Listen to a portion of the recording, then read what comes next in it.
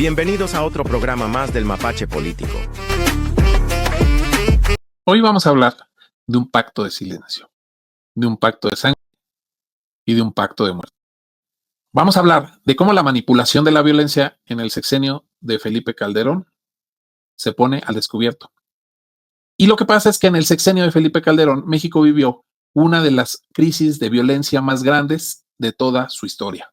Bajo la bandera de la guerra contra el narco, las cifras sugieren que el número de homicidios, desapariciones y delitos fueron manipulados para minimizar esta crisis. Pues a continuación vamos a revelar cómo el gobierno de Felipe Calderón, en complicidad con diversos medios de desinformación, porque no podemos llamarles de información, y autoridades, encubrieron la magnitud de la violencia que dejó un legado de sangre y desconfianza que, por supuesto, resuena hasta nuestros días. Y es que no es para menos.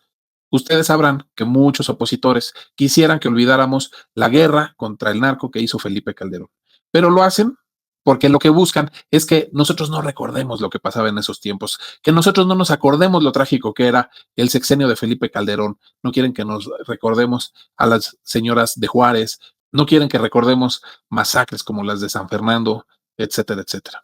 Tengo que cambiar un poco el lenguaje para que el algoritmo de YouTube no nos sancione y haga que vayamos hacia menos personas.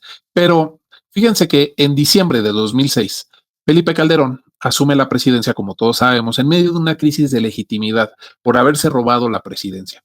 Y es que no es para menos, incluso está todo documentado cómo cometió este primer crimen, tan solo llegando a la presidencia. Y para poder consolidar su autoridad debido a su falta de legitimidad, lanzó una ofensiva militar contra los grupos del mal, desplegando 50,000 soldados en todo el país. Esta estrategia, conocida como la guerra contra el narco, prometía desmantelar a los grupos del mal, pero resultó en una explosión de violencia. Abrió la caja de Pandora, ya que 120,463 personas fueron desvividas, según datos del INEGI, y 26,121 desaparecidos, según el Registro Nacional de Personas Desaparecidas, y la fragmentación de cárteles en decenas de células criminales.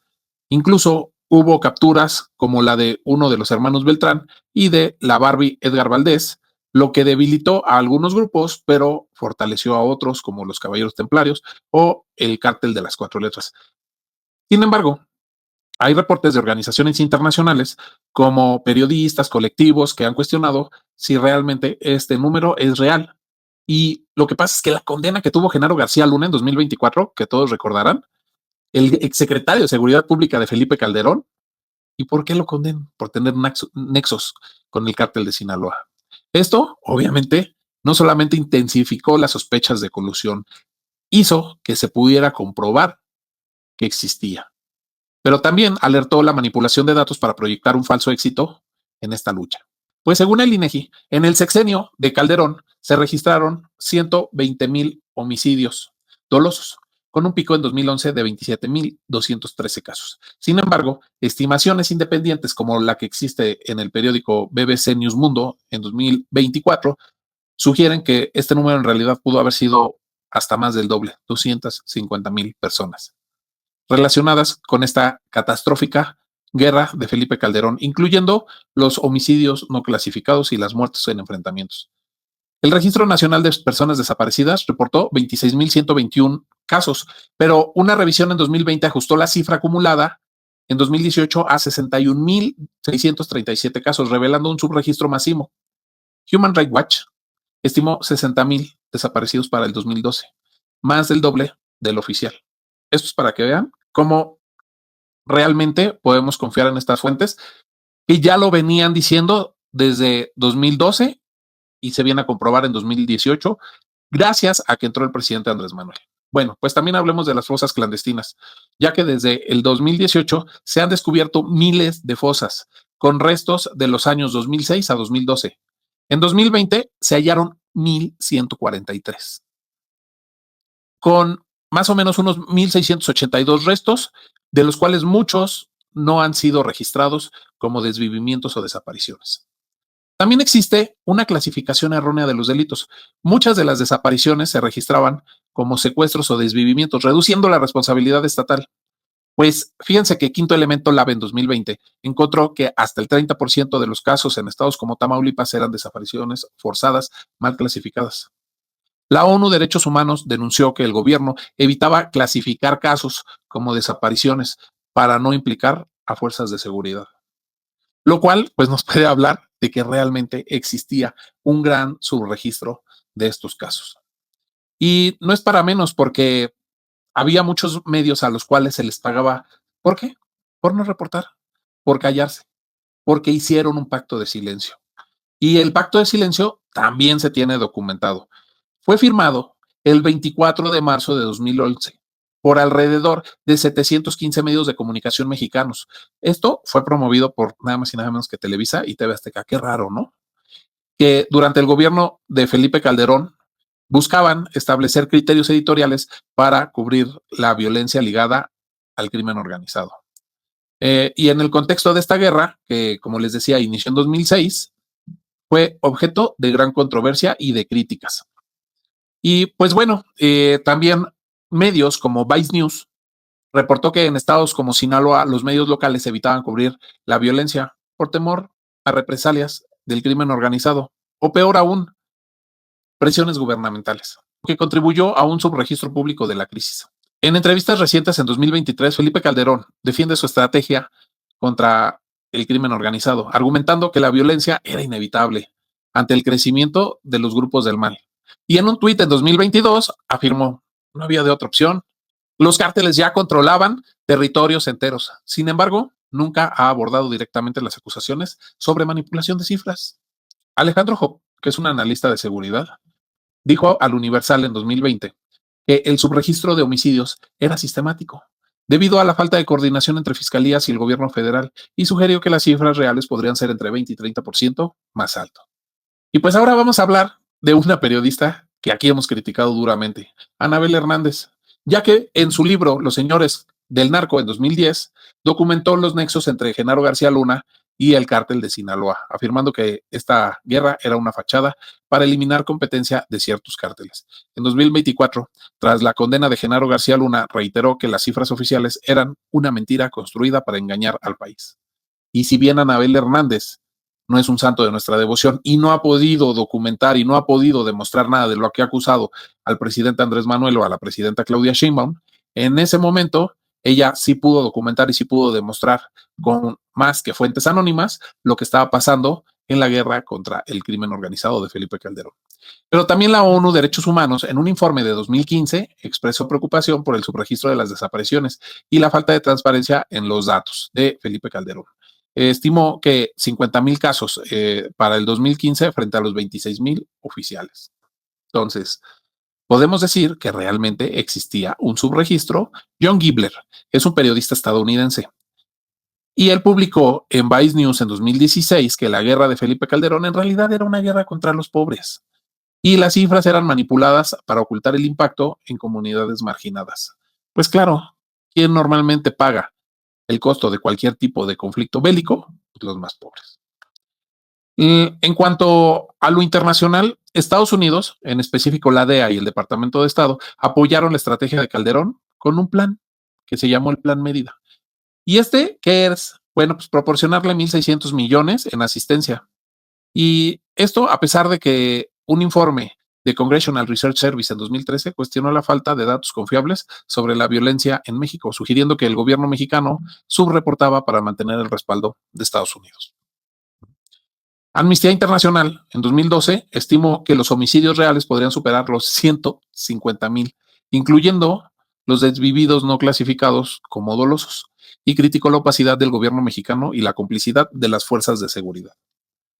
Y bueno, en un artículo, fíjense, esto es bien interesante, en un artículo de 2017 titulado, y perdonen mi mal inglés, Mexico's Drug War, A Decade of Violence, detalla cómo la estrategia de Calderón intensificó la violencia y fragmentó a los cárteles, generando decenas de células criminales no contabilizadas oficialmente.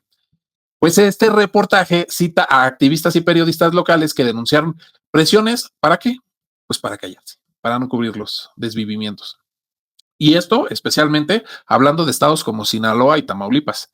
Y también destacó el subregistro de desapariciones, con estimaciones de, ojo, 70,000 casos para el 2016, frente a los 26,000 oficiales de 2012. Vice concluye que la narrativa oficial de éxito contra el crimen ocultó la verdadera crisis humanitaria. Bueno, ahora hagamos una pequeña comparación de lo que sucedía en ese tiempo. Bueno, pues la tasa de desvivimientos con Felipe Calderón subió de 8 por cada 100,000 habitantes en 2006 a nada más y nada menos que 28 en 2009, según datos del INEGI. Y ojo, que la mayor crisis, ¿cuándo se dio? En 2011. Y ahora veamos qué es lo que pasó en el gobierno del presidente Andrés Manuel. Pues la tasa de homicidios logró estabilizarse entre 25 y 28 por cada 100,000. O sea, aproximadamente en lo que lo dejó Felipe Calderón. Pero desgraciadamente este número no se pudo disminuir significativamente. Se pudo estabilizar de una gran manera.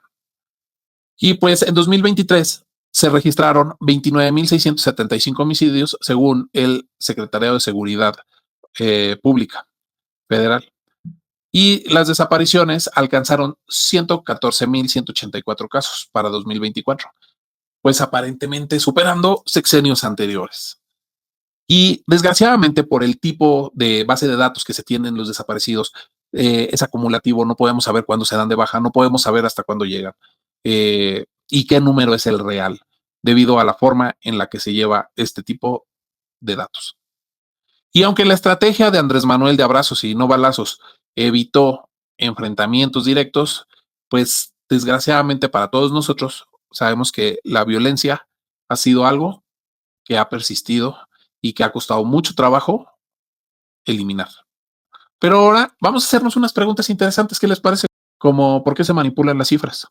Pues esto es para proyectar éxito en esa estrategia de Felipe Calderón y poder mantener un apoyo hacia Estados Unidos, sobre todo porque pues ya estaban comprometidos con el Plan Mérida, ¿no? Y entonces así podían evitar incluso las críticas internacionales. Pero pues, en verdad la colusión que se tenía con los cárteles, pues sugieren que realmente el caso de Genaro García Luna, pues motivó a encubrir ciertos delitos, ¿no? Y ahora, ¿cómo se manipulan los datos? Esa es la pregunta interesante. Bueno, pues a través de un subregistro. Pues no se denuncian casos o, por ejemplo, se tiene una clasificación errónea, les pones a los desaparecidos como secuestros y a los desvividos como enfermos, etcétera, etcétera. ¿Y qué tan confiables son las estimaciones de estas organizaciones independientes? Bueno, pues por ejemplo, Human Rights Watch y Amnistía Internacional usan metodologías que son bastante rigurosas, hay que decirlo, y sus cifras son estimaciones basadas en reportes parciales, pero no podemos hablar de que tienen una forma 100% precisa. Pero nos preguntamos si Genaro García Luna realmente actuó solo, como en su momento lo quiso hacer ver el expresidente Felipe Calderón. Pues improbable, ¿no? La condena implica que tenía realmente una red de complicidad. Sabemos que le avisaron al presidente Felipe Calderón de lo que estaba haciendo García Luna y él realmente nunca investigó ni puso un alto, lo cual pues también nos puede estar hablando de la complicidad que pudo, que tuvo Felipe Calderón. Y los medios de comunicación, realmente estamos hablando de que fueron cómplices. Bueno, pues algunos medios locales, especialmente en zonas controladas por el crimen, se enfrentaron presiones o aceptaron sobornos, ¿no? Como decía aquel, pues vamos a llamar maloso colombiano, plata o plomo, ¿no? Sin embargo, pues periodistas y medios internacionales como Vice denunciaron la crisis y desafiaron el silencio que realmente se tenía o querían poner. Y pues vámonos a las repercusiones. Pues las repercusiones que tuvo esta guerra contra el crimen de Felipe Calderón, pues fue nada más y nada menos que la manipulación de las cifras, que erosionó obviamente la confianza en el gobierno y en las fuerzas de seguridad. Este legado persiste hasta nuestros días. Y cuando se sacan encuestas dicen, bueno, es que yo no puedo confiar en los policías. ¿Por qué? Pues por la degradación que tuvieron por haber mentido en esos momentos. La fragmentación de los grupos del mal generó grupos más violentos como el de las 4 letras que hoy dominan el crimen en México.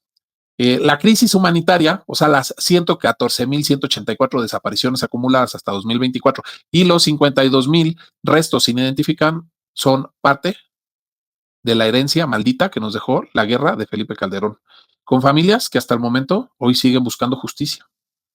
Y resulta que ahora eso lo ocupa el PAN para poder capitalizar poder político. Como si olvidaran que ellos fueron los que en su sexenio de Felipe Calderón realmente crearon estas fosas e hicieron que esas madres salieran a buscar a sus hijos o lo que queda de ellos. Y pues en el impacto internacional, la condena de Genaro García Luna dañó la imagen de México ante muchísimos países como Estados Unidos, nada más por poner un ejemplo, cuestionando la eficacia del Plan Mérida y la cooperación antisustancias.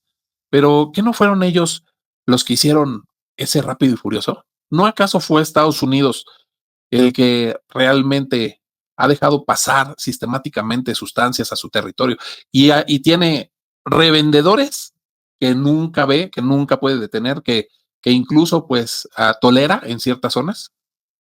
Bueno, y en cuanto a las repercusiones políticas, las acusaciones hacia Genaro García Luna y su cooperación, pues han hecho que Felipe Calderón no pueda desmentir ni pueda decir que él realmente no tuvo absolutamente nada que ver. Al contrario, lo único que ha hecho es que tengamos más desconfianza de lo que realmente pasó en su sexenio y él lo va a negar todo una y otra vez como sea necesario, calderónicamente. Pues, en conclusión, la guerra contra el crimen de Felipe Calderón no solo desató la ola de violencia, cambió a México, no para hoy, no para mañana, sino para siempre. Según múltiples evidencias, ocultó su verdadera magnitud mediante la manipulación de datos y un pacto de silencio con ciertos medios y autoridades. Las cifras oficiales, lejos de reflejar la realidad, fueron realmente una cortina de humo para encubrir una estrategia fallida y posibles nexos con el crimen organizado. Hoy, mientras México lidia con esas cicatrices de la guerra de ese sexenio, nos preguntamos, ¿cuánta verdad sigue enterrada en las fosas y en los archivos oficiales? Y pues la moraleja es que la transparencia en los números es el primer preso para enfrentar una crisis. Cuando un gobierno manipula la verdad para salvar su imagen, no solo traiciona a su pueblo, sino que siembra las semillas de una desconfianza que puede durar generaciones. Luis Felipe Calderón. Yo soy el Mapache Político. Les agradezco que hayan estado en esta nota mapachesca y solamente les digo que tomen agua y sueñen con su crush. Bye.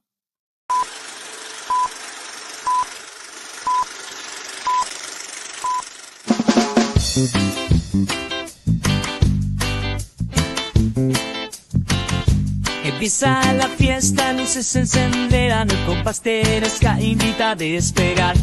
Miradas se cruzan, todos van a vibrar, con el ritmo en el aire todo es celebrar. Arranca la semana, la gente ya siente el pulso del ska, tan vivo el ambiente.